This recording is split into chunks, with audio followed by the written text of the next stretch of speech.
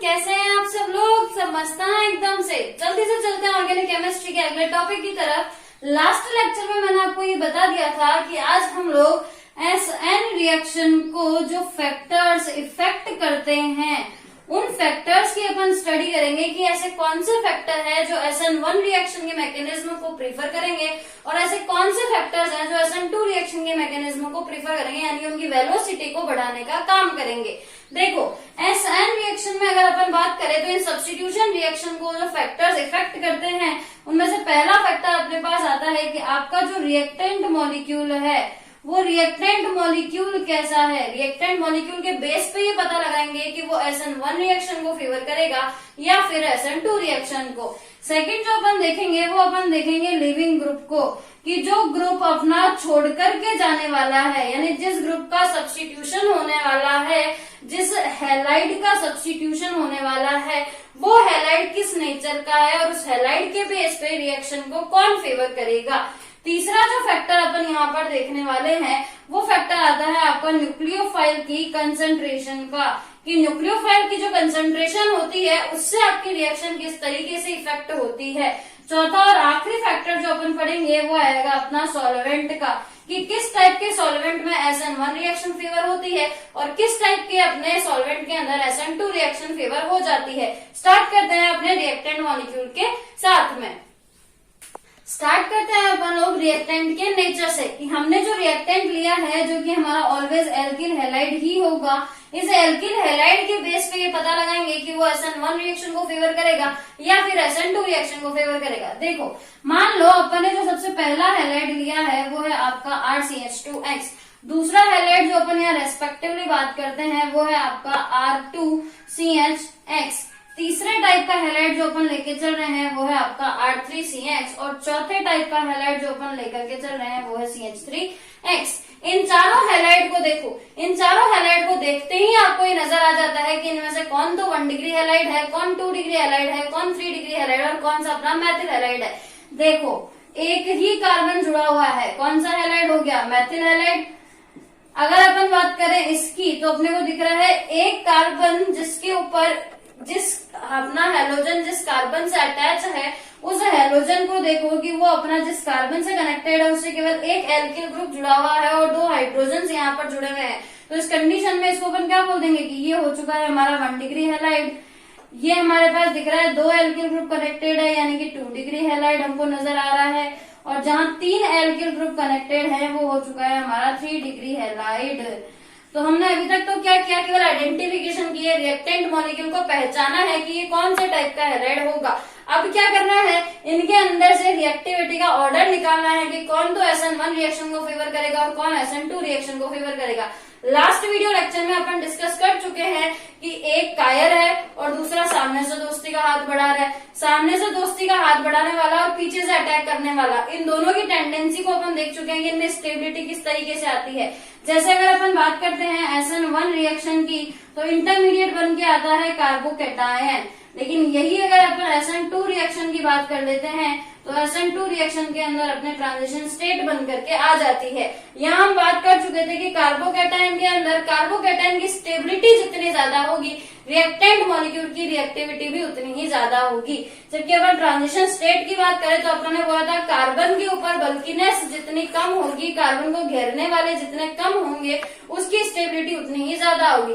सोचो, एक बेचारा पतला दुबला सा आदमी है, उसको 5 लोगों ने घेर लिया, क्या स्टेबिलिटी बची उसकी? वही हालत तो अपने कार्बन की थी कि इस कार्बन को 5 लोगों ने घेरा हुआ था। इधर से अपना X वाला बॉन्ड टूट रहा था, इधर से अपना न्यूक्लियोफाइल वाला बॉन्ड बन रहा था और बाकी की जो वैलेंसी इस कार्बन की थी वो एज इट इज थी। तो ये बेचारा कहाँ से स्टेबल रहा होगा? इस गरीब की तो आ गई शामत। तो अब क्या करना है, इसकी शामत को बचाने का काम करते हुए इसकी स्टेबिलिटी को अपने को ढूंढना है। देखो, 1 डिग्री हैलाइड से जो कार्बोकैटायन बन के आएगा वो भी 1 डिग्री बन के आएगा, यानी जिस टाइप का हैलाइड है उसी टाइप का अपना कैटायन बन करके आएगा। और कैटायन की स्टेबिलिटी जितनी ज्यादा होगी वो अपन चेक कर लेंगे इंडक्टिव इफेक्ट से। तो इंडक्टिव इफेक्ट से कार्बोकैटायन की स्टेबिलिटी को चेक करेंगे और चेक करने के बाद में जो कार्बोकैटायन की स्टेबिलिटी का ऑर्डर आएगा वही इन मॉलिक्यूल्स के लिए रिएक्टिविटी का ऑर्डर भी आएगा। तो यहाँ अपने को पता है कि कार्बोकैटायन के केस में 3 डिग्री 2 डिग्री, देन 1 डिग्री और लास्ट फाइनल अपना मैथिल वाला हैलाइड यहाँ पर वर्क करता है। और अगर यही मॉलिक्यूल अपन SN2 रिएक्शन के लिए ले लेते हैं तो बल्कीनेस के आधार पर कि ग्रुप का साइज जितना छोटा होगा वो उतना ही ज्यादा रिएक्टिव होगा, इस आधार पर अपन बोल देंगे कि मैथिल हैलाइड सबसे ज्यादा रिएक्टिव है, then 1 degree halide, then 2 degree halide, then 3 degree halide. ये ऑर्डर अपना यहाँ पर चलने वाला है। तो SN1 और SN2 रिएक्शन के लिए आप जिस टाइप का रिएक्टेंट लेंगे उस टाइप के रिएक्टेंट के बेस पे अपने पास प्रेफरेंस आ चुकी है कि अगर आपने 1 डिग्री हैलाइड काम में लिया है तो आपको SN2 रिएक्शन फेवर करेंगी, और अगर आपने 3 डिग्री हैलाइड काम में लिया है तो SN1 रिएक्शन फेवर करेगी यहाँ पे। तो रिएक्टेंट मॉलिक्यूल के बेस पे अपन किस तरीके से रिएक्शन को आइडेंटिफाई कर सकते हैं, रिएक्शन की स्पीड को आइडेंटिफाई कर सकते हैं, ये पता कर सकते हैं कि SN1 फेवर करेगी या SN2 फेवर करेगी, वो यहाँ पर अपना खत्म हो जाता है। इसको आप चेक कर सकते हैं। अगला देखिए, अगला जो फैक्टर अपन चेक करने हैं वो है लिविंग ग्रुप का। लिविंग ग्रुप किस तरीके से अपनी SN1 रिएक्शन को इफेक्ट करते हैं वो अपने को यहाँ पर देखना है। देखो लिविंग ग्रुप है कौन अपना, RX है, तो यही हुआ ना X ही अपना लिविंग ग्रुप। इस जाने वाले को कोई रोक तो सकता नहीं है, जाने वाला तो जाएगा ही। तो इस जाने वाले को अपन रोकेंगे तो नहीं, पर अपन ये देखेंगे कि कौन जल्दी साथ छोड़ जाएगा।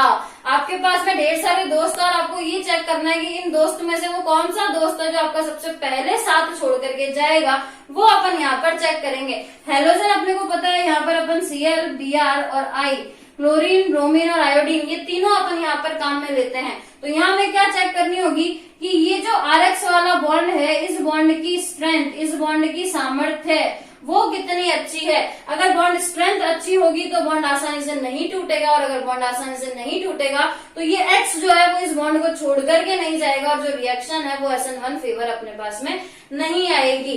SN2 के अंदर भी अपने को ये वाला बॉन्ड तो पार्शियली ब्रेक करना ही होता है। यानी कुल मिला के बात क्या निकली कि ये जो RX वाला बॉन्ड है ये अपना इफेक्ट करता है SN1 रिएक्शन को भी as well as SN2 reaction को भी। SN1 रिएक्शन में पूरा टूटना जरूरी है और SN1 रिएक्शन में पूरा टूटना जरूरी है, और SN2 रिएक्शन के अंदर इसका पार्शियली टूटना अपने पास में जरूरी आ जाता है। अब क्या करना है, चेक करना है कि RCl, RI और RBr इन तीनों में से किसकी बॉन्ड स्ट्रेंथ सबसे कम है और किसकी बॉन्ड स्ट्रेंथ सबसे ज्यादा है। देखो तोड़ना है, दोस्ती को तोड़ना है तो क्या ढूंढो, दरार ढूंढो, कमजोरी ढूंढो। और कमजोरी ढूंढने के लिए क्या करोगे कि भाई ये वाली जो अपने इनके बीच की बॉन्ड है, इस बॉन्ड की पावर को ढूंढो। बॉन्ड की पावर जितनी कमजोर होगी उतना ही अपन बॉन्ड आसानी से तोड़ पाएंगे। सीधी सी गणित है, आपका दोस्त है, अगर दोस्त से बॉन्डिंग अच्छी नहीं है तो कोई भी तीसरा आदमी आकर के आपकी उस दोस्ती को तोड़ सकता है, होता है ना ऐसा। तो क्या कर रहा है, अब वही बॉन्डिंग स्ट्रेंथ अपन यहाँ पर चेक करते हैं। केमिस्ट्री में जब अपन केमिकल बॉन्ड की पावर चेक करते हैं, स्ट्रेंथ चेक करते हैं, तो अपने को ध्यान रखना होता है कि ये जो बॉन्ड स्ट्रेंथ है, इस बॉन्ड स्ट्रेंथ को आप सीधा सीधा सा निकाल सकते हो, जैसे कि आयोनिक रेडियस। आयोनिक रेडियस की हेल्प से अपन ये चेक कर सकते हैं कि जिसके बीच की डिस्टेंस ज्यादा होगी, त्रिज्या ज्यादा होगी, वो बॉन्ड आप आसानी से तोड़ पाओगे। तो देखो Cl, I और Br, साइज किसका बड़ा है, I का। ऊपर से नीचे आ रहा है ना, ऊपर से नीचे आएंगे तो आयोडीन का साइज बढ़ेगा। आयोडीन का साइज बड़ा है तो इसके लिए आयोनिक जो अपने रेडियाई होगी वो भी तो ज्यादा होगी ना, और रेडियाई अगर ज्यादा होगी इसका मतलब डिस्टेंस ज्यादा है, और डिस्टेंस ज्यादा है तो तोड़ना आसान है। यही तो होता है ना, अगर किसी के बीच की दूरियां ज्यादा होती है तो आराम से कोई भी उसको तोड़ जाता है ना, ऐसा होता है ना। तो देखो सेम अपने रुस्तम मूवी याद है ना, रुस्तम मूवी में ऐसा ही हुआ था ना, चला गया था अक्षय कुमार छोड़ करके, इसीलिए तो बीच में घुस गया था विक्रम, याद है ना, मखीजा। बस तो वही काम करना है, दूरी को कम करना है। दूरी अगर कम करेंगे तो बॉन्ड स्ट्रेंथ अपनी अच्छी रहेगी। तो यहाँ पर देखो इसका साइज बड़ा है, साइज बड़ा है मतलब इसकी जो रेडियस है वो आपकी ज्यादा है, और रेडियस ज्यादा है तो अपन बॉन्ड को आसानी से तोड़ सकते हैं। तो ये बॉन्ड अगर आसानी से टूट जाएगा तो लिविंग ग्रुप अपना जितना ज्यादा अच्छा होगा उतनी ही तो अपने रिएक्शन की रेट भी प्रेफर करेगी। तो RI अपन देख चुके हैं कि रेडियस के कारण इजीली टूट जाएगा। उसके बाद कौन आएगा, RBr।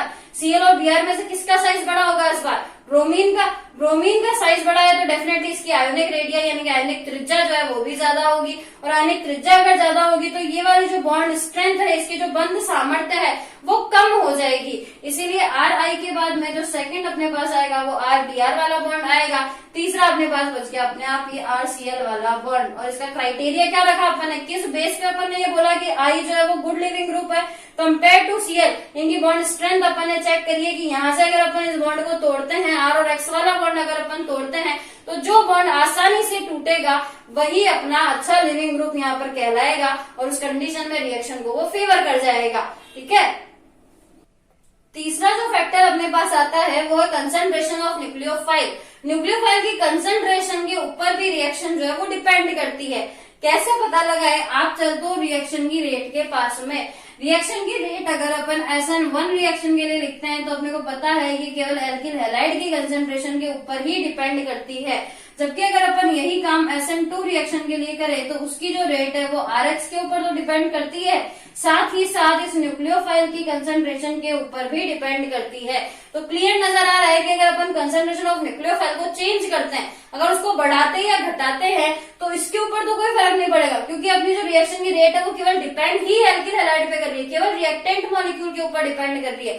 तो ये जो है वो इंडिपेंडेंट है न्यूक्लियोफाइल की कंसंट्रेशन से। यानी अगर अपन SN1 रिएक्शन की बात करें तो न्यूक्लियोफाइल की कंसंट्रेशन से कोई फर्क नहीं पड़ेगा।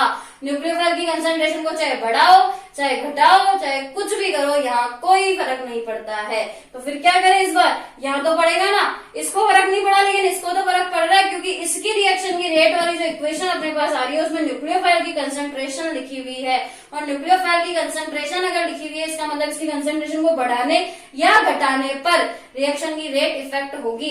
देखो प्रोपोर्शनलिटी का साइन लगाया हुआ अपन ने, यानी अगर अपन न्यूक्लियोफाइल की कंसंट्रेशन को बढ़ाने का काम करेंगे, न्यूक्लियोफाइल की कंसंट्रेशन अगर अपन बढ़ाने का काम करते हैं तो रिएक्शन की रेट भी बढ़ेगी, और यही अगर अपन न्यूक्लियोफाइल की कंसंट्रेशन को घटाने का काम करेंगे तो रिएक्शन की रेट भी घट जाएगी। किसके लिए? SN2 रिएक्शन के लिए। SN1 रिएक्शन को कोई फर्क नहीं पड़ेगा और SN2 रिएक्शन की रेट बढ़ और घट दोनों ही जाएगी। बॉयफ्रेंड अगर सच्चा है तो फर्क पड़ेगा, गर्लफ्रेंड जाएगी तो, गर्लफ्रेंड जाए या नहीं गर्लफ्रेंड आए झगड़ा हो फर्क पड़ेगा, लेकिन बॉयफ्रेंड अगर फ्लर्ट कर रहा है तो उसको क्या फर्क पड़ेगा कितनी आए कितनी जाएगी, यही होता है ना। आजकल के केसेस में ऐसा ही होता है। तो फिर अब क्या करें? यही केस अपन अप्लाई करें SN1 रिएक्शन और SN2 रिएक्शन के ऊपर, और उससे अपने पास में न्यूक्लियोफाइल की कंसंट्रेशन का इफेक्ट आ चुका है कि SN1 तो इंडिपेंडेंट है, जबकि SN2 को बढ़ाने पर तो बढ़ेगी घटाने पर घटेगी। चलते हैं चौथे फैक्टर अपने सॉल्वेंट के पास। अगला अपना जो फैक्टर है सॉल्वेंट की, अपन जो रिएक्शन है वो किस तरीके के विलायक किस तरीके के सॉल्वेंट में करवा रहे हैं वो भी अपने रिएक्शन को इफेक्ट करता है। देखो RX वाला बॉन्ड अपन काम में लेते हैं, इसको अपने को यहाँ पर तोड़ना होता है SN1 रिएक्शन के लिए, और ये आयन अपन बना करके लाते हैं, यही करते हैं अपन पहले स्टेप में।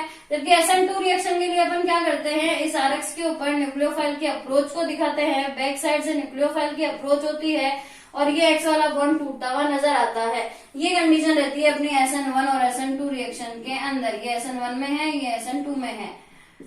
अब देखो SN1 और SN2 के अंदर अपने को साफ नजर आ रहा है कि यहाँ पर अपने पोलर रिएजेंट्स बन करके आ रहे हैं, ध्रुवीय रिएजेंट बन करके आ रहे हैं। ये आयोनाइज्ड होता है, आयनीकरण इसका अपन करते हैं और इसके आयनन से ये आयन अपने पास बन करके आते हैं। जबकि दूसरी तरफ अपन देखें तो है तो यहाँ पर भी बॉन्ड पोलरिटी, लेकिन क्योंकि बैक साइड अटैक होता है तो यहाँ पर अपने पास आयन बन करके नहीं आते हैं। तो देखो अगर आयन बन के आ रहे हैं तो इसका मतलब पोलर रिएजेंट, ध्रुवीय विलायक, ध्रुवीय जो अपने विलायक होते हैं, पोलर जो सॉल्वेंट होते हैं, उनका काम क्या होता है? वो भी तो आयनित अवस्था में रहता है, खुद टूटेंगे दूसरे को भी तोड़ेंगे। तो पोलर सॉल्वेंट के अंदर आयन्स प्रेजेंट होंगे, इसीलिए सॉल्वेशन विलायकन के द्वारा ये इसको फेवर कर जाते हैं, क्योंकि यहाँ पर भी आयनीकरण की ही क्रिया हो रही है। जबकि अगर अपन बात करते हैं नॉन पोलर सॉल्वेंट की, अध्रुवीय विलायक की अगर अपन बात करें तो अध्रुवीय विलायकों में क्या होगा?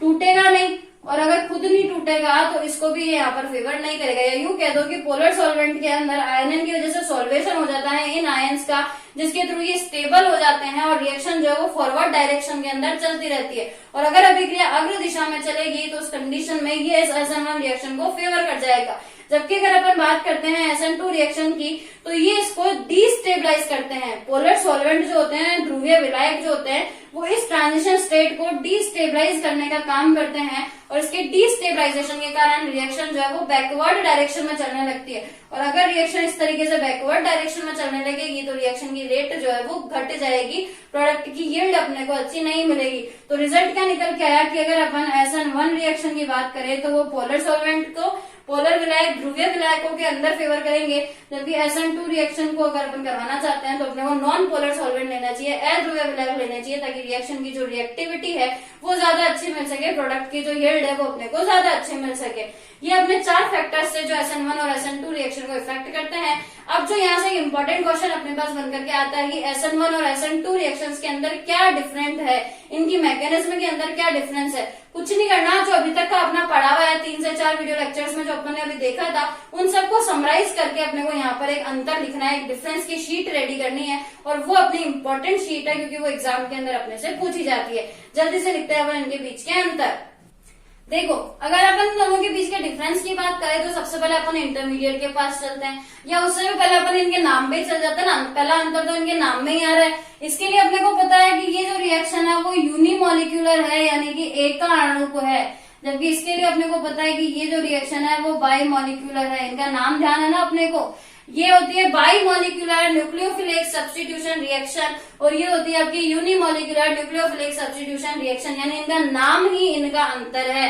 दूसरा इसी से पता लगा लो, यूनिमोलिक्यूलर है मतलब रिएक्शन की रेट केवल और केवल एल्किल हैलाइड की कंसंट्रेशन के ऊपर ही डिपेंड करती है, जबकि यहाँ अगर अपन देखें तो रिएक्शन की रेट RX पे तो डिपेंड करती ही है, एज वेल एज न्यूक्लियोफाइल की कंसंट्रेशन के ऊपर भी डिपेंड करती है, इसीलिए तो बायोमोलिक्यूलर बोला था। तीसरी बात जो मैंने आपको याद रखने को बोला था कि बायोमोलिक्यूलर है तो सिंगल स्टेप में होगी और यूनिमोलिक्यूलर है तो डबल स्टेप में होगी, यानी अगला डिफरेंस अपने पास आ चुका कि ये जो है वो डबल स्टेप या फिर 2 स्टेप मैकेनिज्म है।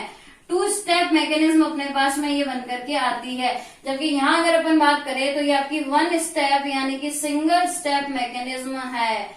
तो अपने पास अगला अंतर भी यहाँ पे आ चुका कि ये सिंगल स्टेप मैकेनिज्म और ये वाली अपने डबल स्टेप मैकेनिज्म। अगला, इस रिएक्शन की रेट से ही देख लो, रिएक्शन की रेट में दिख रहा है कि केवल एल्किल हैलाइड के ऊपर डिपेंड कर रही है, यानी इस रिएक्शन का इंटरमीडिएट कौन बन के आएगा, कार्बोकैटायन। रिएक्शन का इंटरमीडिएट बन के आ रहा है अपने पास में कार्बोकैटायन, जबकि यहाँ दिख रहा है कि दोनों पर डिपेंड कर रही है, यानी यहाँ पर अपने ट्रांजिशन स्टेट बन के आएगी, संक्रमण अवस्था अपने पास यहाँ पर बन करके आएगी।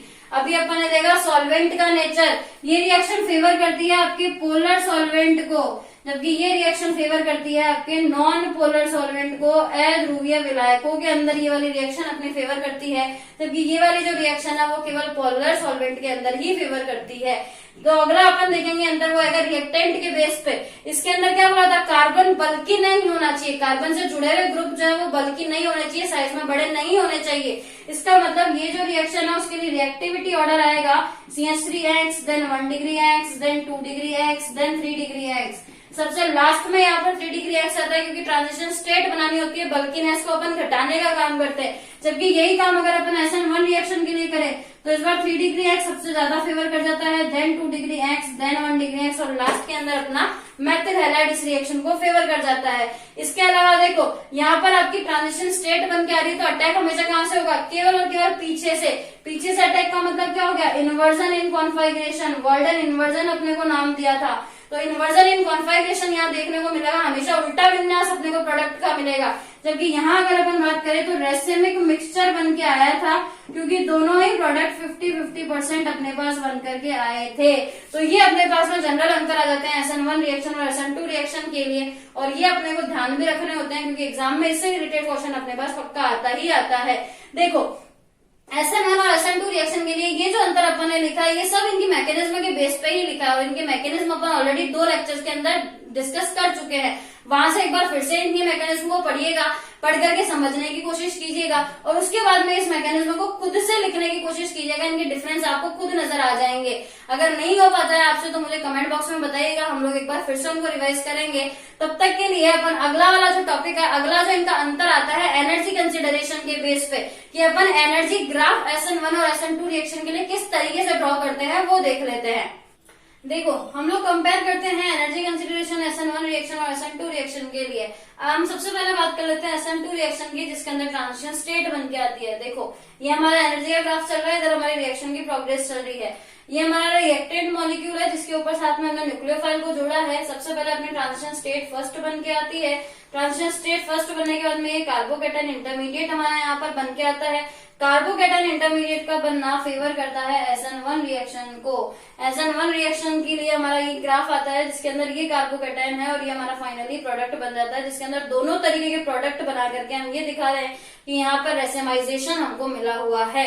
अब एक चीज चेक करो, कार्बोकेटाइन की एनर्जी को चेक करो। यहाँ से आपका चल रहा है रिएक्टेंट की एनर्जी और ये है आपकी कार्बोकेटाइन की एनर्जी और ये ट्रांजिशन स्टेट की एनर्जी है। हम लोगों ने ऑलरेडी डिस्कस किया हुआ है कि ट्रांजिशन स्टेट की एनर्जी कार्बोकेटाइन की एनर्जी के कंपेयर में हमेशा हायर होती है, इनकी ऊर्जा हमेशा ज्यादा होती है और ऊर्जा ज्यादा मतलब स्टेबिलिटी कम। इसीलिए तो अपन बोलते हैं कि कार्बोकेटाइन ट्रांजिशन स्टेट से ज्यादा स्टेबल होते हैं।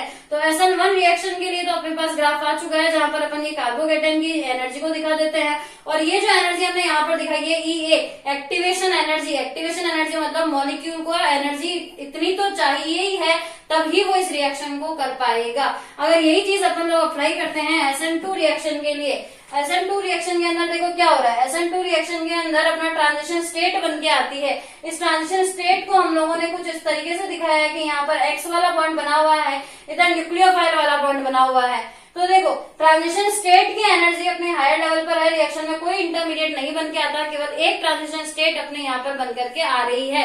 एक ट्रांजिशन स्टेट बन करके इसमें आती है, इसलिए इसका ये एनर्जी कर्व चलता है, जबकि यहाँ पर दो ट्रांजिशन स्टेट के बीच में एक इंटरमीडिएट का बनना SN1 रिएक्शन को प्रूव करता है। SN1 और SN2 रिएक्शन की ये वाली जो मैकेनिज्म है, ये जो एनर्जी कंसिडरेशन का ग्राफ है, इसका आप जल्दी से स्क्रीनशॉट ले लीजिए बिकॉज ये इंपॉर्टेंट टर्म है अपना। इसी के साथ अपना ये वाला टॉपिक यहाँ पर आज खत्म हो जाता है। न्यूक्लियोफिलिक सब्स्टिट्यूशन रिएक्शन अपन ने कंप्लीट कर ली है। ये जो वीडियो लेक्चर है वो आप अपने कंफर्टेबल जोन के अनुसार 1.5 की स्पीड पे देखिए या 0.75 की स्पीड पे देखिए, ये आपकी मर्जी है। स्पीड को लेके जो आपकी प्रॉब्लम्स आ रही थी उसको आप यूट्यूब की क्वालिटी, जो यूट्यूब की स्पीड वाला ऑप्शन आता है वहां से मेंटेन कर लीजिएगा। एक और चीज देखिए, आपने मुझसे ये पूछा था कि मैम एग्जाम होंगे या नहीं होंगे, इसको लेके बहुत कंफ्यूजन चल रहा है, प्रिपरेशन नहीं हो रही है। एग्जाम होंगे या नहीं होंगे ये तो मुझे भी नहीं पता, बट लॉकडाउन को जो अभी चल रहा है इसको देखते हुए लग रहा है कि पॉसिबिलिटीज तो है होने की, बट स्टिल आप एग्जाम को क्रैक करने के लिए प्रिपरेशन मत कीजिए, अपना नॉलेज और अपना कॉन्फिडेंस बूस्टअप करने के लिए प्रिपरेशन कीजिए मेरे साथ में। तब तक के लिए अगर आपने वीडियो को लाइक नहीं किया है तो कर दीजिएगा लाइक, शेयर एंड चैनल को कीजिए सब्सक्राइब। Keep study.